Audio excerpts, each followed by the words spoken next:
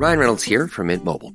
I don't know if you knew this, but anyone can get the same premium wireless for $15 a month plan that I've been enjoying. It's not just for celebrities. So do like I did and have one of your assistants switch you to Mint Mobile today. I'm told it's super easy to do at mintmobile.com/switch. Upfront payment of $45 for 3-month plan, equivalent to $15 per month required. Intro rate first 3 months only, then full price plan options available. Taxes and fees extra. See full terms at mintmobile.com. Stop by Sherwin-Williams and get 30% off select paints and stains May 2nd through the 12th. It's the perfect time to transform your space with color. Refresh your home inside and out with colors that make every space feel brand new. From cozy interiors to stunning exteriors, we've got the perfect shade for your next project. Shop the sale online or visit your neighborhood Sherwin-Williams store. Click the banner to learn more. Retail sales only. Some exclusions apply. See store for details. From the Fifth Quarter Studio in Madison, Wisconsin, you're listening to High School Hoops with your hosts, Steve Collins and Jake Stager.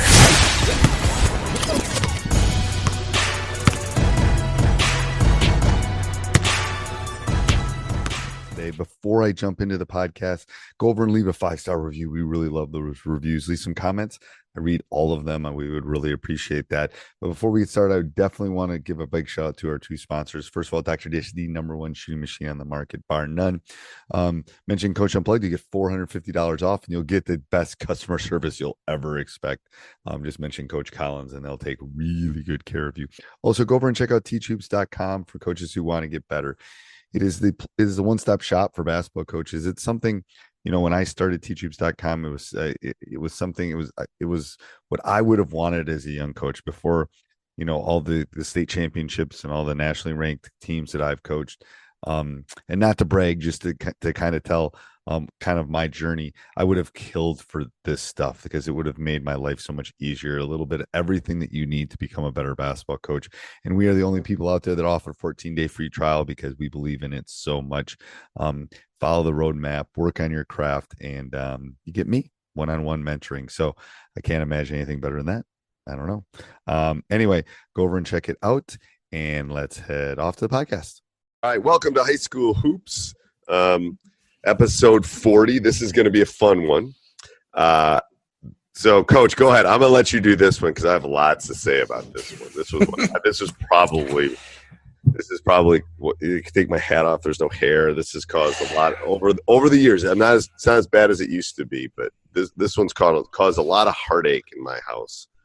I think, for me, I would have to agree with you too, is that when I first started out coaching, I utilized and I wanted the summer to be this magical thing, and it was going to take my team to the next level. And right. I was so frustrated with the amount of people coming up, and I had all these things organized and just created so much stress in my life. I felt like the summer was more stressful than the regular season. So the big question is, why are kids not coming into the gym in the summer? Right. Why? To make us angry? Yes. I don't know. I don't think it is to make us angry. I really don't. I think there's bigger things that we have to really acknowledge and let coaches know and understand and be okay with everything. Right. And there's exceptions to this rule. There's those kids that when will you open the gym? I got to be in there more. It's just like a classroom. There's exceptions. They're called outliers. They're 1.5 times IQR for anybody's statistician. They're not normal. Okay. So there are those kids. That is not the norm. And it wasn't the norm 30 years ago when I started. It's not the norm now. I'm not sure. I hear coaches say that they're being pulled in more directions than they were 30 years ago. I'm not sure that's true. I think maybe how they're being pulled away is a little bit different. But 30 years ago, they were going fishing. They were going hanging out with their friends. There were other things that were happening. They were still being pulled. It was summer. I think it's happening because, first of all, I think kids should be kids in the summer partially. We personally, ever since the WIA changed the rules, we do skill work and we play some. And then I leave them alone. July is really about skill work. We're doing a little bit this year in July, but most of it's skill work. We're trying to make them better players. It's like I'm tutoring them in basketball kind of thing. Here's what you need to work on. Here's how you need to work on it, blah, blah, blah. But, June, for a couple weeks in June, we try to play. And we try to play because, to be honest with you, I use it as a laboratory. I try to use it as, what are we seeing and what can we work on? So that's why I tried to do it. But I think they're not coming in because they're being pulled in a lot of different directions, especially for people at smaller schools.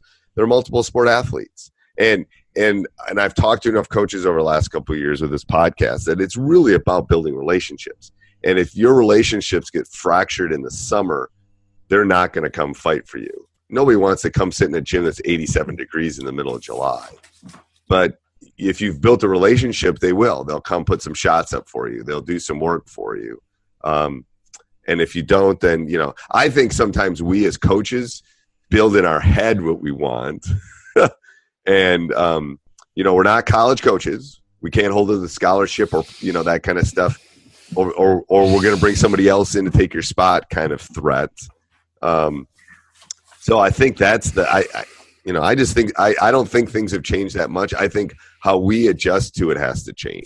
I think so too, but I also think that kids are just getting burnt out. I think they play so many games at a young age. That's a great point. I was looking at my friend's Facebook post. Oh, my kid played 8 games over this weekend, over Memorial Day weekend. Like, did they go to a parade? Did they go have a cheeseburger with their family? Right. Like 8 games for a 6th grade boy? That's ridiculous, man. I'm sorry. There's two things. Yeah, there's 2 things. One thing is the amount of, there's just an article about injuries happening, the kids doing it too much. That's the first thing. Second thing is, my son's a good high school basketball player. He's a good basketball player. But I didn't burn him out. He still likes playing. He still wants to go to the gym. When we get off of here, he's like, when can I go in? So he's still, because I wasn't that dad. Like, let's go. Right. He hasn't played AAU in 2 years. He plays. He goes to open gyms. He'll do stuff with us in the summer, but he's not playing 17 games this weekend. Now, Does it hurt him a little bit? Maybe a little bit. But he's not that 2% though either. Let's be honest. He's not the 2%. You're his dad. You acknowledged that before, but here's my issue. Even my daughter. But he can my daughter, like anybody, at 23 feet. Right. My daughter's 5 years old. Yeah. And I'm a big soccer coach too, and she plays with our club. And soccer's as bad as Right. And so I remember the first time I tried to run camp with being there, and every time she just I hope you're enjoying the podcast. Make sure you subscribe and like. We would really appreciate that. Make sure you go over and check out teachhoops.com for coaches who want to get better. I know you are sitting there right now going, I want to become a better coach. I want a mentor. I want somebody that's going to help. I can do it. I've been through everything you've done in 30 years, and I've coached at the highest level. I know what you're going through, unlike any other coaches out there. So let me help you become a better basketball coach. Go over and check it out. Also, if you're thinking of doing any shopping on Amazon, make sure you go over and check www.teachhoops.com/Amazon. Go over and check that out. All right, let's head back to the podcast. And every time she just wanted to please me. And then after that, I let somebody else coach her, let her have fun, and just, right. and let somebody else coach her and have fun. And now she wants me to play with her and practice with her all the time. I just think that we, at younger ages, we become more demanding. I need to go to 18 different basketball camps. Yep. I got to do this. And then by the time they're summer, they're exhausted. Like, this is not fun anymore. Right. Like, and when I was a kid, I think what's happened is other sports have taken the same replication. Like baseball, dude. Everybody's got turf fields. Everybody plays all summer. Volleyball, boom. Soccer, all that. Yes. Everything. Everybody has become like how. And then we'll talk about this in July about the decline of youth sports. We are the reason we decline. We want kids to have the best of the best at such a young age. And really, it's depleted the game of high school basketball. Teams are not as good as they used to be. They're not. And there's a discrepancy of there's some really good teams, and then there's a lot of bad teams now because kids are just worn out. They don't want to play anymore, or they're playing one sport. Are you talking about in the summer in the AAU? Yes. Yeah. Oh, absolutely. It used to be more balanced. It's like the haves and have-nots now. But even in high school, regular high school basketball too now. Right. There's the haves, some has, but there's a lot of bad teams now, really bad teams.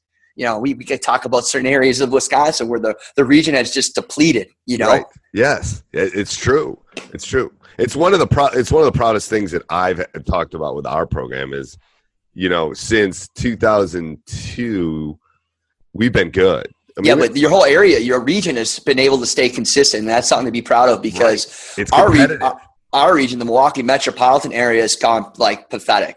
It's just so sad. Right. Because but the suburbs haven't. Suburbs have been really good. Yeah. Well, I teach from Milwaukee Public Schools, man, so I want to see some city schools do a little bit better. So I know. I miss those days. It was the Madison schools versus the Milwaukee schools. Yeah. Oh, yeah. That was my days. It was like it was MP. You had to beat MP. I mean, my first title in 2005, it was like there's an article. It's on the wall over there that I read that article. I remember that. Yeah, it was a big deal, dude. Oh my God, it was great when it was Wesley's senior year. It was like I was at Memorial that game. Beat a Milwaukee school. Yep. Like, oh my God, like the world was like they were ready to throw us a parade. Swear to God. That's when people liked us. Yeah. So I think the hardest thing for people to understand is you just have to accept that this is the culture that it is. Yes. And it sucks. For me, when I was a kid, it was about me and my buddies. We got a ride. We went outside. We played ball out in the outside courts. We played all night, or we went to the YMCA. And that was the way we played basketball. It wasn't super organized. It was just us. And we got better because we played older guys. Right. That's what we did. It was so much fun, dude. And the best thing is it was less stressful. I didn't have to please anybody. There wasn't organized. If I got fouled, I got fouled. I didn't worry about referees. It was the authentic, the great part of the game that it's missing. I don't know. It is. I miss those gym rat kids because we've lost that. Yes, we have. There's still some there, and I've got some in my program. There are definitely some gym rat kids, but they're not like they used to be. Yeah. But I also think it's important at your position as a high school coach is to let parents know that and to be honest with them and show them the data and the communication with that about the value of don't overdo things with your child, even in your youth program and stuff, because I think you can create that gym rat mentality and those type of kids in your program if you communicate and embrace that in your program as you continue on where you're coaching. Right. I agree. All right. Let's end with that. That's perfect. Sounds good. Hold on. Our full timeout today is best high school warm-up song. You've been coaching for 30 years, so your song could be from a lot of different decades. Gosh. That's a tough one. Best warm-up song. Anything played by a live band. Oh, I agree. So that was my first thing is anything's better when the band is playing. Yes. I like Sweet Caroline. I really like Eye of the Tiger when it's played by the band. It's pretty powerful. I like that. And then if it's going to go from an actual band recording, AC/DC Thunderstruck always puts me in a good mood. That's good. That's why I like to go to – that's why I'm going to be sad at some point if Beloit leaves the Big 8 because that's one of my favorite – that's literally one of my favorite to go down to Beloit. The whole band's there. I think that's one of my favorite reasons to go to state tournament, dude. When the bands are there, man, it's just awesome. The feeling or sectional game with the band, it just doesn't get any better. It does. I love that. That's great. Good question, Coach. All right. Sounds good. Talk to you soon. Bye. Bye. Hey, everybody. I hope you enjoyed that. Make sure you subscribe and like. Make sure you go over and check out teachhoops.com for coaches who want to get better. I can't imagine a better time to become a better basketball coach. I will give you my personal email address. I will respond to your questions. And then on top of that, you have community, you have DVDs, you have handouts, you have a little bit of everything that you need to become a better basketball coach. Go over and check it out.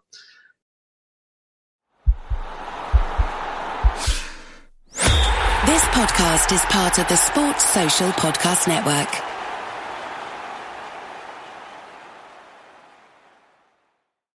When your company earns unlimited 2% cash back on all purchases with Capital One, that's serious business. So Stephen at SandCloud got a serious business card, the Spark Cash Plus card from Capital One.